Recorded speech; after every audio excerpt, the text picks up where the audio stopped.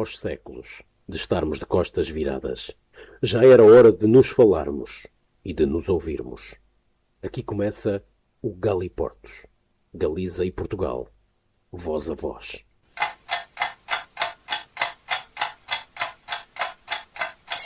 Um, dois, três, sim!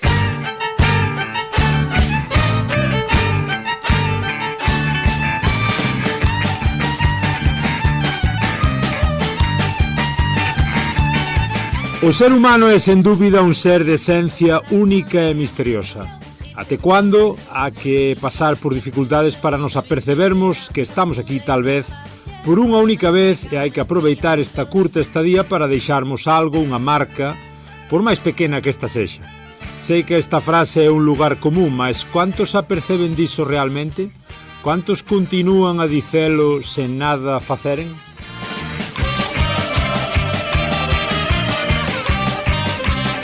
O valor é o significado que damos ás pequenas cousas. Cantos entre nós ollarán os pormenores cun ollar especial? Cantos saberán minimizar os seus problemas e non facer da vida un drama? Por veces, se non moitas veces, é necesario sofrer de forma atroz para renacer.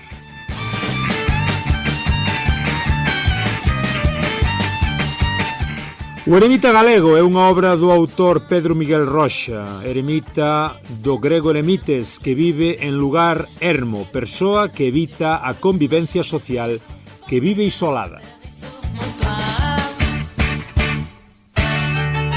Un libro que se lee nun serán, tal é a forma que as accións se desenrolan e nos tocan. Xorge é un home feliz coa súa familia, e até certo ponto, coa súa rutina, dun momento para outro, ve a súa vida esvaírse. Tal é a maldade dos outros, a maldade do mundo, onde o diñeiro e os intereses prevalecen cada vez máis. Así, após desvendar varias situacións, Jorge decide afastarse da civilización por longos anos e só voltará á vida entre os seus pares despois de moita reflexión. Porén, cando volta é dunha forma renascida, decidido a facer algo polos outros, o que infelizmente case xa non existe na nosa sociedade, axudar os outros en interese. Hai, de certo, certamente, moito máis a dicer sobre este libro, sobre esta historia.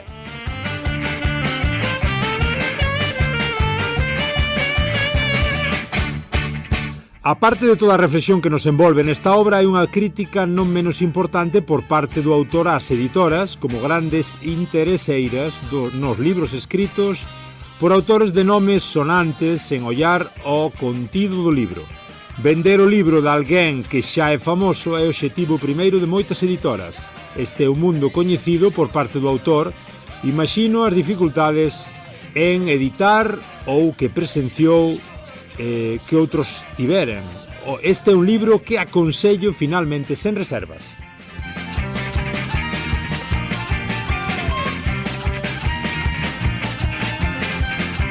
Isto é o que se escribía no blog Viaxar pela Leitura, baixo título Conseguiríamos viver isolados tendo somente o mar e o silencio como compañeiros. Era o título deste pequeno artigo, como dicimos, deste blog de 2011, falando por aquel entón do título do libro O Eremita galego de Pedro Miguel Roxa.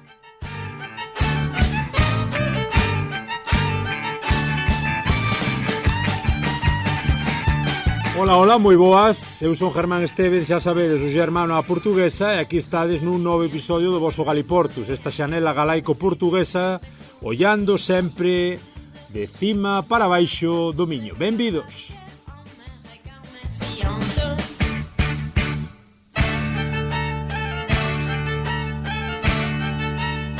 E benvidas, aquí estades como sempre en Radio Eriz no 107.2 da FM con Carlos nos mandos técnicos, facendo radio e da boa, facendo podcast para que nos queirades escoitar desde onde queirades. Xa estamos tamén prácticamente con todos os contidos subidos a YouTube. Dámosvos un abrazo, unha aperta moi grande e recibímosvos, como dicimos, neste novo episodio do voso Galiporto, nesta xa terceira temporada, para falarmos hoxe de literatura para falarmos de autores portugueses que se quedan auténticamente prendados da Galiza.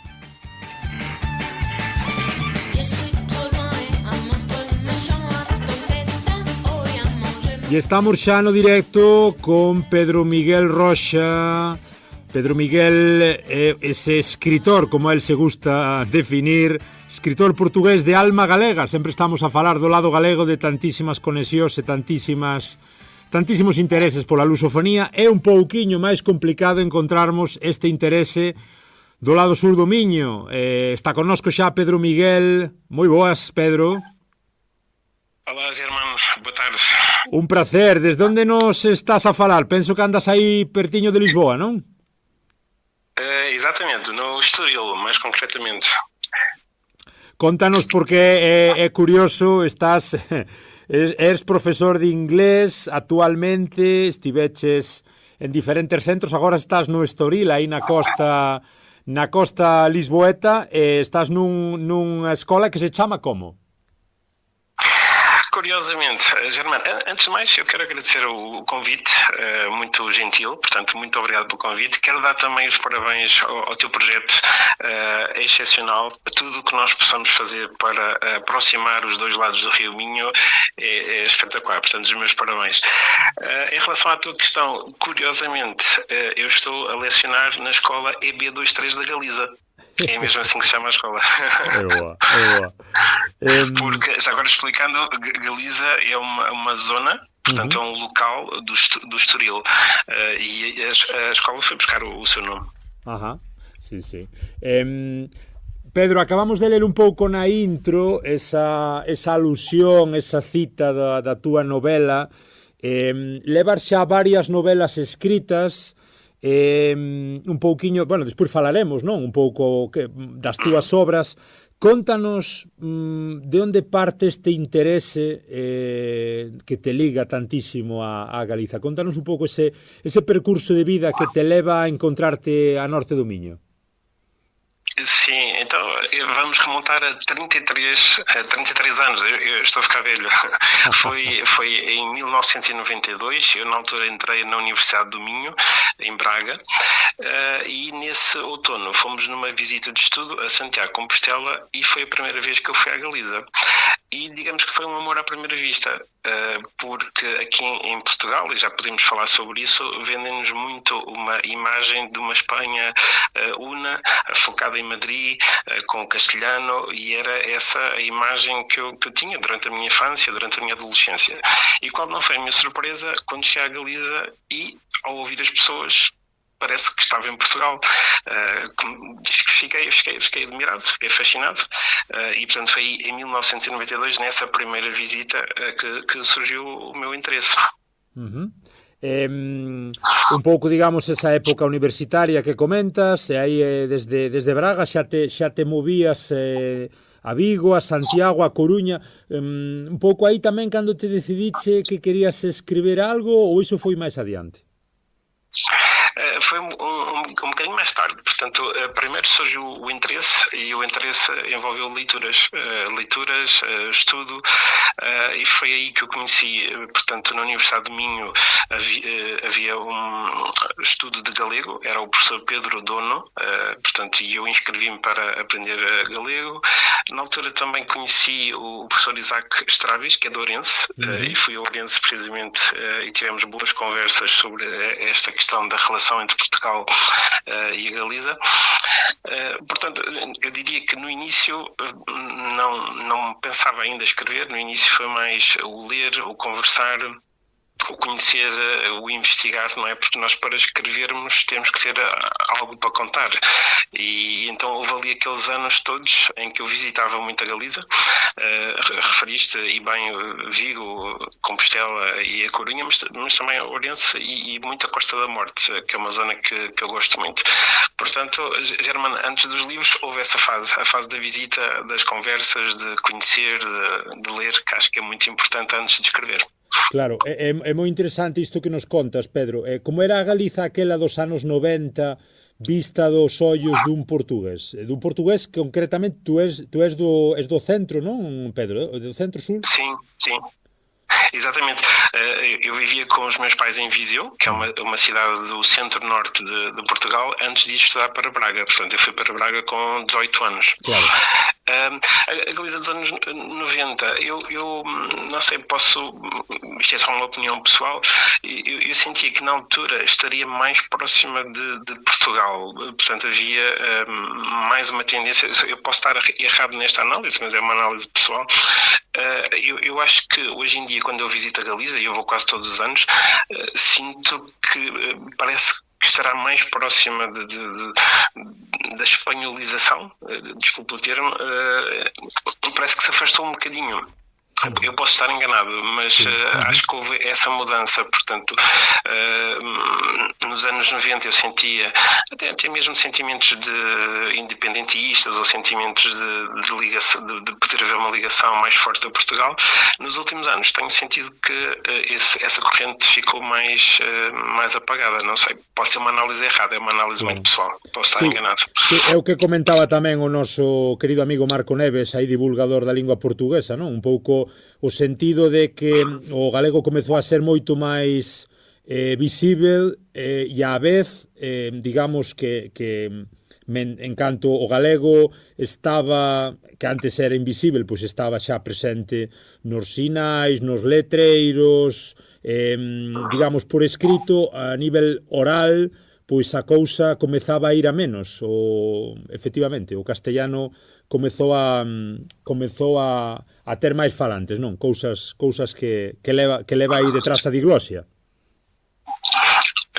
Sim, e depois eu acho que também há uma questão política e cultural por trás, que é algo que me interessa bastante analisar. Eu acho que foi do interesse dos governos centrais de Lisboa e de Madrid manter tentar afastar os dois lados.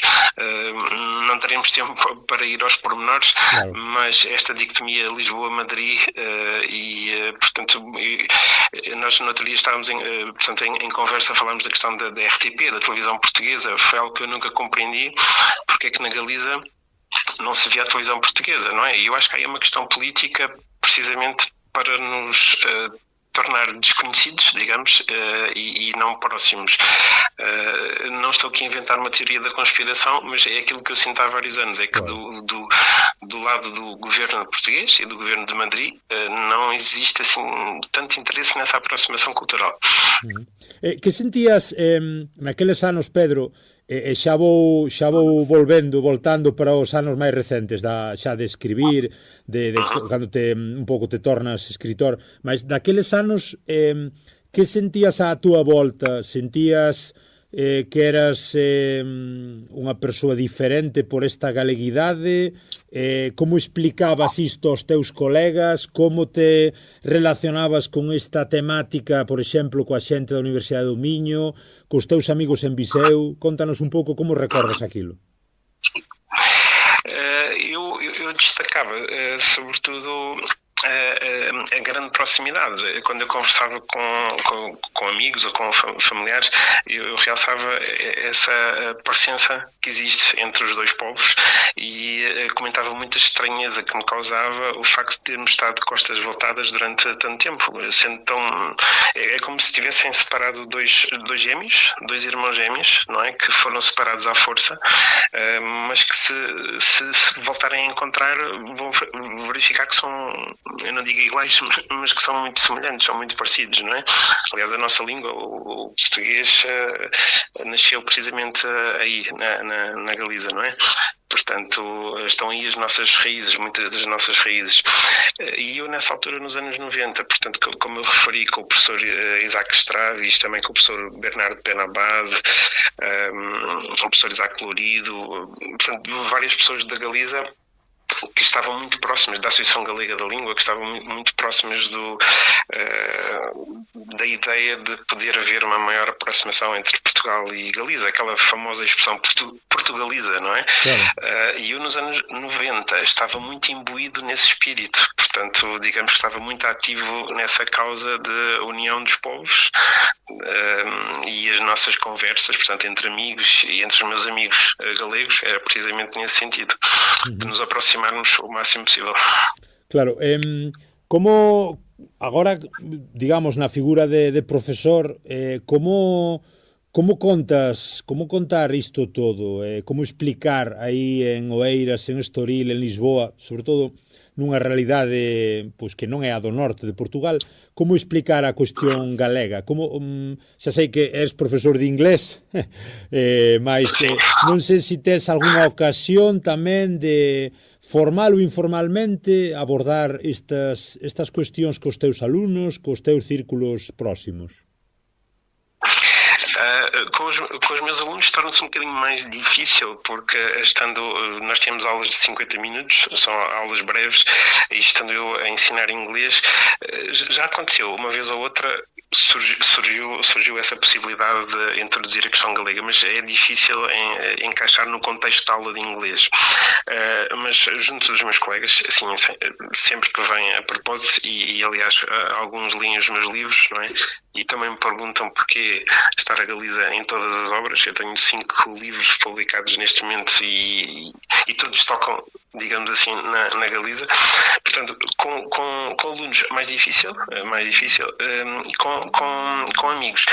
Aqui no Sul, portanto, a própria distância física faz com que se olhe mais para a Espanha, digamos que de Sul, não é? Para Castela, ou para a Andaluzia, portanto há maior proximidade. Mas a Galiza é muito bem vista, mesmo aqui no Sul, nas conversas que eu tenho, há essa noção de amigos, de proximidade, de irmãos, diria eu. Efectivamente, xa falas un pouco dos teus libros. Deses 5 libros, Xuntos temos poder, Chegamos a Fisterra, O eremita galego, Contos peregrinos e Eternamente na Galiza. Penso que son que o dixen ben, non, Pedro? Son os 5? Sim. Exatamente. Desde Xuntos temos poder naquel 2009, digamos, neses anos previos, que te leva a escribir sempre co obxectivo, digamos, co punto de mira á galega? Sempre com esse objetivo de nos aproximarmos, portanto, sendo um português a escrever, mas sempre com o pensamento na Galiza. Esta interseção, esta interligação Portugal-Galiza. No primeiro livro foi assim um bocadinho ao de leve. Eu introduzi uma personagem, portanto, uma enfermeira galega de Santiago de Compostela, porque o livro também a narrativa situa-se em África, no norte de Moçambique, em Nampula, portanto seria difícil estabelecer uma ligação diferente, mas introduzi uma personagem que fala da Galiza, portanto, que recorda com saudades alguns episódios da Galiza e conta isso às pessoas que estão no campo de refugiados em Moçambique. Portanto, foi a primeira introdução. E depois, claramente, nos chegámos a Fisterra, no Ermita Galego, nos Contos Peregrinos, eu convidei 3, portanto, é uma coletânea de contos, e convidei 3 autores galegos, Sérgio Sende, o professor Armando Requeixo e o professor Carlos Quiroga, que escreveram um texto para essa coletânea, e essa obra, curiosamente, foi apresentada no Centro Galego de Lisboa, na Juventude de Galícia. Portanto, foi apresentada na altura pelo professor Isaac Lourido, que era professor de galego aqui na Universidade Nova de Lisboa, e portanto, em todos os livros eu faço questão, e estou a escrever outro neste momento, e a narrativa vai se situar também na Galiza. Portanto, faço questão que assim seja.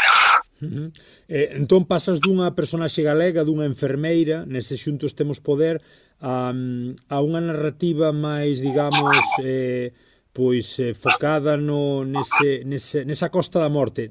Comentas continuamente o papel da Costa da Morte, non? É unha zona especial para ti. Sim, muito especial, e isso deve-se ao facto de eu ter tido, na altura eu morava em Braga, e ter tido um apartamento de férias, de fim de semana, em Fisterra.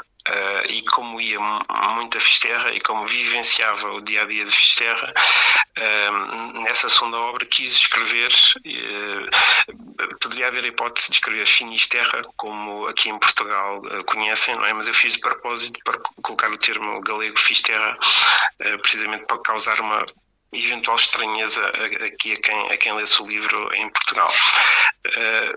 Portanto, nesse segundo livro, aí sim entra com toda a força a presença da Galiza, porque eu próprio passava tempo na Galiza e como é evidente, nós escrevemos também de acordo com as nossas vivências e é uma terra que eu trago no coração, Fisterra, gosto muito. E toda a Costa da Morte, é uma zona deslumbrante e que muitos portugueses ainda desconhecem e, portanto, tentarei, na minha humildade, dar a conhecer essa zona tão bonita da Galiza. Claro.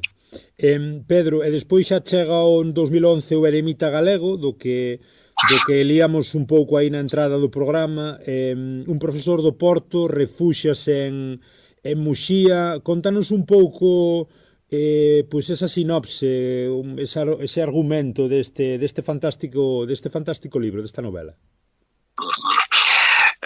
Então, o Ermita Galego, na verdade, a origem está em Camélia, porque eu visitei Camélia e tomei conhecimento da história de Manfred, do alemão que naufragou em Camélia e que por lá ficou, não é, até aos seus últimos dias. E essa história, achei uma história marcante e apeteceu-me escrever sobre, imaginei a vida do Manfred durante aqueles anos todos, junto das rochas, à beira-mar, solitário. Coloquei-me na pele dele, digamos assim, e tentei perceber como é que seria viver junto ao mar. O Manfred tinha contato com a comunidade, não é? Pelo que eu soube, porque eu conversei lá com algumas pessoas, tinha contacto, mas imaginei um ermita, portanto uma personagem ainda mais isolada que Manfred, e nesse isolamento duro, não é? Digamos assim, às vezes no silêncio é quando nós nos conseguimos verdadeiramente encontrar, porque às vezes neste ruído, e hoje em dia a sociedade está tão acelerada, temos tantas distrações e há uma velocidade grande em tudo, às vezes é difícil parar, encontrar silêncio, muito silêncio, às vezes para nos encontrarmos a nós próprios. E no fundo é essa a base do Ermita Galego. Digamos que, entendo eu, Pedro, por como te defines eses paseos na beira-mar, eses instantes de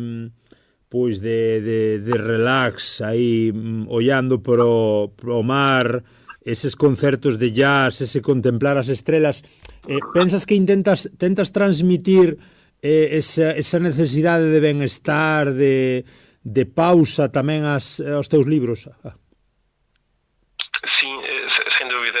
Isso tem a ver com outro aspecto que também me preocupa, que é todo este ruído que existe hoje em dia, não é? Nós na internet temos as pessoas a opinarem sobre tudo e mais alguma coisa, às vezes até a destilarem ódio, não é? E notícias falsas, e isso preocupa-me bastante, a difusão de notícias falsas. E depois também a nossa vida profissional é tão intensa e é tão exigente que eu acho que esses momentos são essenciais, são cruciais para todos nós. O pararmos, respirarmos fundo, ouvirmos os sons da natureza, acho que nos faz bem desligar um bocadinho desta sociedade moderna que está muito acelerada e está muito intoxicada, em algum sentido. Contanos un pouquiño aí tamén deses contos peregrinos que falabas antes, desa colaboración tamén co lado galego, e contanos un pouco cal é ese percurso teu entre 2013, desde os contos peregrinos até chegar a Eternamente na Galiza, que é unha publicación moito máis recente. Sim, de facto passaram muitos anos. O Eternamente na Galiza foi publicado este ano, em 2025, portanto houve aqui uma grande pausa a nível da escrita. Eu sentia nesse período que não tinha nenhuma mensagem para passar. Eu também gosto de escrever para passar mensagens, não é? Portanto, para partilhar aquilo que eu sinto, aquilo que eu penso, e isso coincidiu com um período em que eu estive em Londres, estive a lecionar português através do Instituto Camões. Foi uma experiência marcante, e talvez por estar um bocadinho afastado, estava imbuído noutro contexto, houve uma pausa na escrita e se calhar também uma pausa nesta relação com a Galiza, não é? Nesse período de 2013-2025, como tu referiste, até que novamente surgiu a vontade, tinha outra questão que me interessa questionar e interessa-me refletir sobre isso, que é a questão da vida para além da morte física. Portanto, é outro dos meus interesses. E este último livro, O Eternamente na Galiza, fala precisamente sobre isso, sobre essa possibilidade, não é? Gira em torno dessa possibilidade. Será que existe algo mais? Eu acredito que sim, portanto é apenas uma crença pessoal. E isto para explicar esse período em que estive sem escrever, porque estive um bocadinho afastado, estive em Inglaterra e agora retornando, e ainda por cima dando aulas na EB das Três da Galiza, voltou de novo esse espírito. Que boa, que boa. En este Eternamente na Galiza, Pedro, pasas por Laxe, pola illa de San Simón, polas Rías Baixas, digamos que xa pois da Costa da Morte como que comezas a baixar en dirección á raia, non? Sim, eu na verdade quando digo que amo, eu vou utilizar mesmo essa palavra porque é um amor pela Galiza. Quando amo a Galiza por um todo. Eu gosto muito da Costa da Morte, mas todas as zonas da Galiza me encantam. Sim, de facto eu situei em Laje. Portanto, a história conta-nos portanto, a situação de um grupo secreto dentro da Igreja Católica que guarda um segredo há vários anos, já desde o início do século XX, e é a possibilidade de contactar com os mortos, a possibilidade de estabelecer contacto com as almas que já partiram deste mundo. É um grupo de 13 elementos da Península Ibérica, portanto portugueses e espanhóis, que guardam esse segredo porque receiam que se transmitissem esse segredo o mundo ficaria completamente desregulado e que perderiam poder. E a história passa por aí, por um lar de idosos em Laje e também pela ilha de São Simão, que é onde estará escondido um segredo que não posso revelar, senão estraga a piada. 2011 tamén, Pedro, Premio Literario María Ondina Braga polo Eremita Galego. Podemos decir que é posiblemente o libro máis forte, non só por este premio, digamos que o libro que máis te define o Eremita Galego, ou todos os 5 teñen parte de ti? Sem qualquer dúvida, o Eremita Galego tornou-se uma obra marcante porque foi aquela, no fundo, mais estimada, mais apreciada pelos leitores, aquela pela qual eu recebi maior feedback, e esse prémio surpreendeu-me, não estava à espera, de facto, não é? E deu ainda maior visibilidade à obra. E depois, o facto de eu ser, lá está, como referi há bocadinho, uma pessoa que gosto de vez em quando de me isolar para pensar, para refletir, identifico-me bastante com esse livro. Co Eremita Galego. Nestes momentos parece tamén que estás a escribir algún enredo que posiblemente irá xa para o 2026-27. Contanos algunha sorpresiña. Sim, a partir se tudo correr bem, será publicado em 2026, no próximo ano, e é um enredo que se situa no Centro Histórico de Santiago de Compostela, uma livraria que se torna misteriosa, e o centro da narrativa está aí precisamente nessa livraria diferente, especial, que tem muito a ver com o facto das pessoas hoje em dia estarem mais no digital e menos no papel, não é? Apesar de, curiosamente, a venda de livros continua estável, ou mesmo a aumentar, o que é bom, mas as pessoas passam cada vez mais tempo no digital, e essa livraria vai ser uma livraria mágica e fica mesmo em Compostela. Que é uma cidade mágica, não é? Portanto... Claro, certo. Tamén penso que publicaches dúas obras en inglés, Daily Thoughts e How to be Happy, con máis de 50.000 exemplares, pode ser, vendidos nos Estados Unidos. Sim, é verdade, eu devo isso muito ao meu editor, ou melhor, devo tudo ao meu editor, como é óbvio, não é? Porque hoje em dia, com tantos escritores, e ainda bem, é muito bom. Com tantos livros, o mercado está saturado e é difícil ganhar visibilidade. Às vezes, o conteúdo é sempre o mais importante, mas às vezes há outros fatores que contribuem para despertar a atenção dos leitores, do público. E aí houve e está e continua a existir um grande trabalho de divulgação, de marketing mesmo, acho que vou usar essa palavra, de marketing, de divulgação, de abrir portas, do livro ser colocado em várias plataformas, em várias livrarias, e é essa visibilidade que trouxe esse número que referiste, porque um livro pode ser muito bom, pode ter um excelente conteúdo, mas se estiver escondido, se não for apresentado ao público, depois não terá esse sucesso. Moi ben, falas tamén falabas dese público, contanos, Pedro, como está sendo, como foi a acollida dos teus libros polo público portugués, e non sei se tes tamén algunha información de se os teus libros chegaron en parte, digamos, en grande parte ou en menor medida tamén esa penetración das túas obras na Galiza.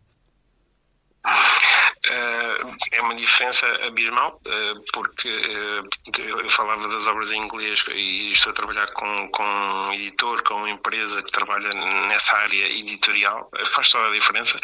Aqui em Portugal e na Galiza nunca tomei essa opção, portanto limitei-me apenas a escrever, a partilhar as minhas mensagens e a deixar o livro seguir o seu percurso livremente. É o que eu tenho feito. Os 5 livros em português simplesmente seguiram o seu percurso e obviamente que não chegaram ao grande público, não é? Portanto, mas também não é essa a minha maior preocupação. Portanto, a preocupação realmente é passar mensagens, colocar as pessoas a refletir, colocar as pessoas a pensar. Podem não concordar, e isso é bom, ainda bem. É mesmo esse o objetivo, é colocar as pessoas a pensar para concordarem ou para discordarem. Obviamente, se vendessem mais ou se estivessem mais visíveis, que não tem sido o caso, a mensagem chegaria a mais pessoas. É uma questão que se calhar posso vir a colocar, não é? Porque felizmente ou infelizmente, se calhar infelizmente, precisamos de uma ajuda extra, não é? O escritor sozinho não consegue. Portanto, o escrever, publicar, não chega. É preciso, às vezes, uma equipa ligada ao marketing, ligada à publicidade, etc., para que o livro se torne visível. Não tem sido essa a minha preocupação aqui, mas se calhar poderá vir a ser. Sí, porque foi iso, nos sabíamos de ti, queríamos falar contigo, mas é certo que nos foi moi difícil chegar a ti, porque realmente certamente, claro, sí, Pedro, recoñecemos en ti o eremita das túas obras. Sí. Eu fui alternando. Houve um período que realmente tentei divulgar as obras e estive mais presente nas redes sociais. E houve uma maior divulgação, e depois na altura, naquele período em que não estive em Portugal, em que estive em Londres, então aí desliguei, portanto coloquei um bocadinho a escrita em pausa, digamos assim, aí não escrevi, também não divulguei, mas como eu digo, se calhar é uma questão que eu tenho que repensar também aqui em Portugal e na Galiza, porque nos Estados Unidos a aposta nessa área do marketing e da publicidade está a dar resultados, aqui poderá ter também. É uma questão que eu vou analisar. Claro.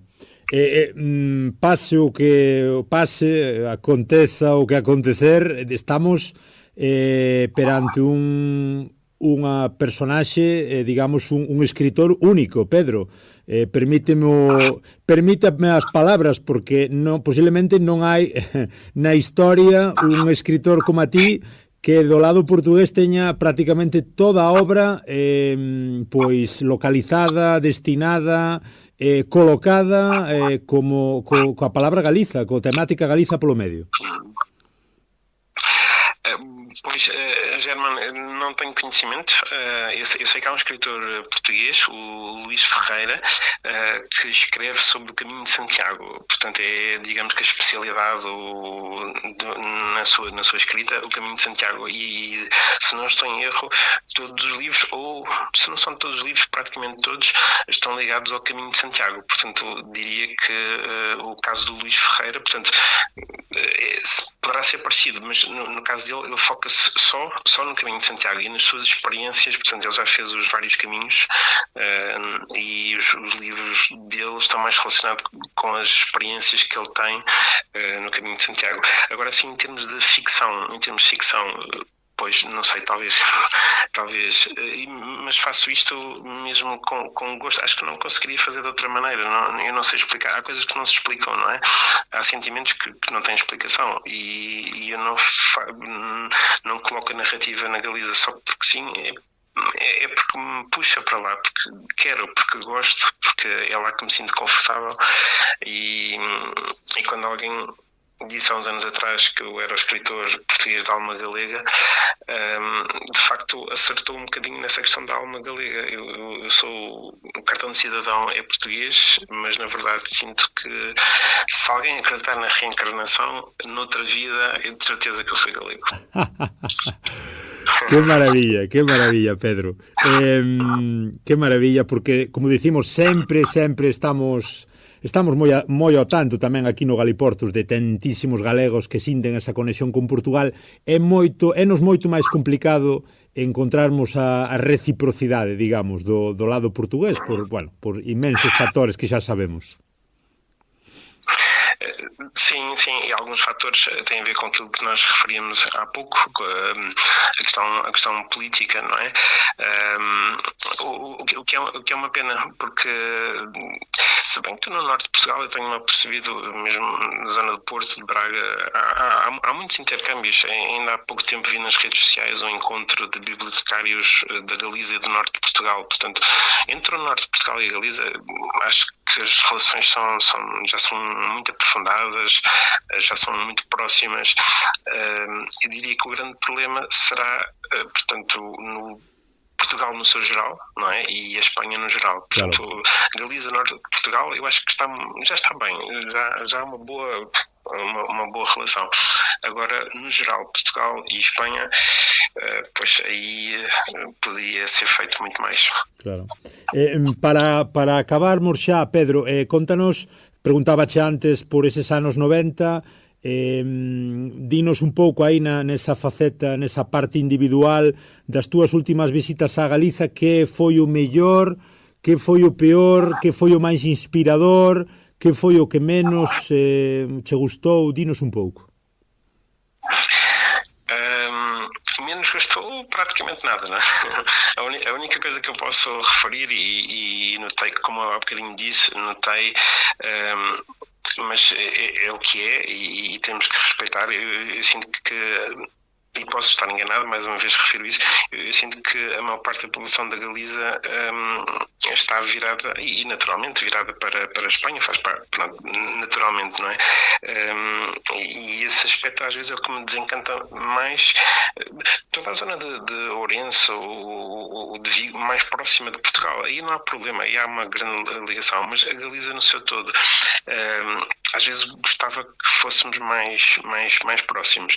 É o único aspecto. De resto gosto de tudo, desde a gastronomia. As empanadas galegas são ótimas, o marisco é maravilhoso, até a música, adoro música galega. Muitas vezes quando estou a trabalhar, e então a escrever tenho sempre a música galega de fundo. Portanto, eu na Galiza gosto, acho que de quase tudo, só esse aspecto. Tenho pena de não estarmos ainda mais próximos. Da minha parte, muito humildemente, tentarei que seja possível esta aproximação.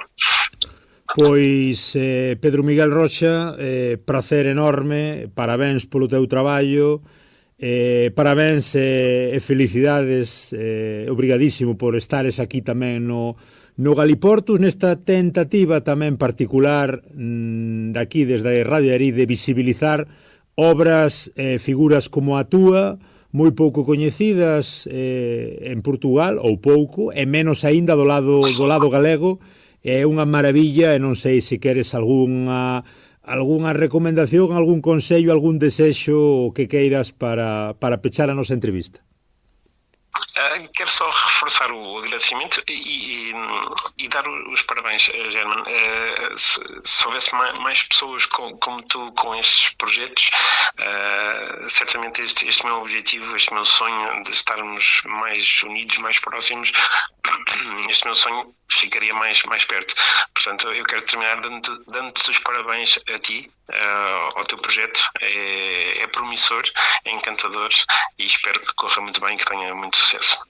Pois o mellor dos sucesos tamén para ti, aí nesa carreira pedagóxica, aí no Estoril, tamén no ensino secundario, e tamén o mellor para ti nas próximas obras, nas próximas escritas, que vaya todo moi ben, que corra todo moi ben e que continúen a sair temáticas que teñan a Galiza aí no corazón. Obrigadísimo, Pedro. Muito obrigado, Germano. Muito obrigado por tudo. Tchau. E viva Portugal e viva a Galiza. Viva. Até a próxima. Chao. Un abrazo. Chao. Escoito Galiportus cada semana en Radio Illariz 107.2 da FM os sábados de 12 a 1 e redifusión sábados ás 10 da noite e luns ás 6 da tarde.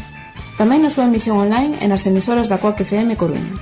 Se prefires, tesnos nas plataformas en iVoox, Spotify, Apple Podcast, Podgalego, Deezer e tamén no YouTube. E non esquezas seguirnos nas redes, enviarnos calquera dúbida, proposta ou queixa a galiportuspodcast@gmail.com.